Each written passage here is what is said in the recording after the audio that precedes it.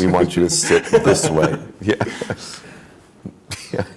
Yeah, you're sitting very nicely. Thank you. Yeah, I like Beautiful you're very. posture. Do you do Pilates? I do not, no. Yeah, man, you're symmetrical. It's good to know that some I top class like that. directors like me. Yes. Yeah. Yeah. Okay. Guys, thank you so much for the compliments on my Pilates, or lack thereof. Yeah, I love your posture. Thank you. Wonderful. Thank well you. done, You're sir. just straight and narrow, beautiful. So, guys, Ralph Breaks the Internet. It's 6 years after the events of the film, and 6 years since the release of the film of Wreck-It Ralph. Mm-hmm. What's the process been like to get this story to the big screen?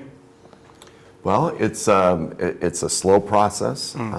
We didn't actually start thinking about making a sequel until about a year after the first one came out, and we spent about a year working on the idea for this one before we actually jumped onto Zootopia for a good amount of time. If it hadn't been for that darn Zootopia, this Yeah. would have been out Yeah, years, so I'm sorry, years before. Yeah. Sorry. It would have It's been such a out. misstep with Zootopia. I mean, like, only millions I upon know. millions loved it. I know. What a We were going for disaster. billions and billions. Oh, well. Yeah. And I wonder, are you two both parents? Yes. Yeah. Yeah.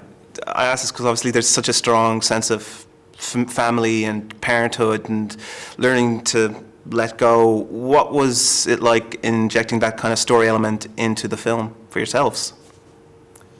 Well, my kids are 6 and 8, and Rich's Mine are older yeah. now, so we both had very different experiences with where we are with your kids, but you talk a lot about Sadie going to college. when my daughter went to college, it was around the time that we were working on the first Wreck-It Ralph. Actually, Phil was living in Brooklyn at that time, and my daughter was going to school in Manhattan.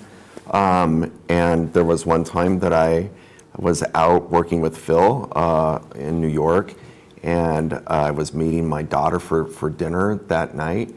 And there was a moment when we were saying goodbye. I was going to my hotel, and she was heading back off to the dorms, heading to the subway, and we just kind of parted, said goodbye, and I watched her kind of walking away, and I was like, oh my God, it's like something went right, something as much as it hurts to not be in her life constantly, like it was when she was younger. I'm really proud of who she's become. Look at this. My daughter is living and existing and loving life in Manhattan. And it's a feeling that I'll never forget and has stayed with me ever since. And for me, I wanted to try and inject a little bit of that feeling. What about you, into that Phil? moment. Are you looking forward to that? Well, the fact that our ending still makes me cry. Yeah. I'm not particularly looking forward to it. But Ralph and Vanellope's story is very much a story about friendship. So, in addition to us as parents being able to relate to it, I think kids or anyone in a relationship, friends or a spouse, will relate to some of the some of the journey that Ralph and Vanellope on, where their friendship hits this bumpy spot and becomes a little bit toxic, and then they have to dig deep to overcome that. So I think it can play on a couple of different levels, hopefully. And that's what I love about working on movies like this. That it's just because my experience was with my daughter doesn't mean that this is about a father and a daughter. We really try to boil down the essence of those moments from life, so it can be understood by two kids, that might be moving to different schools, or a husband and wife, spouses that need to have a long distance relationship, someone working somewhere else in the world. And having to communicate through FaceTime or Skype. That's really our job, is to try and take those emotions and make them play to everyone, basically. And further in on the kind of relationships, we have Felix and the Commander. They take in some of the racers. And it feels like was there ever a scene or anything like that where you got to see them through the trials and tribulations of their parenthood? There was a scene in the Oh, middle was of there? the movie where they were having dinner together, Felix and Calhoun and the 15 children, and it devolved into a horrible food fight, and Calhoun exploded. Not literally, of course, but got very angry at them. For a moment, she literally exploded. And did you just enjoy the fact of they gave their advice and, well, we never hear it? Yeah. You know, and that's kind of how That's parenting is.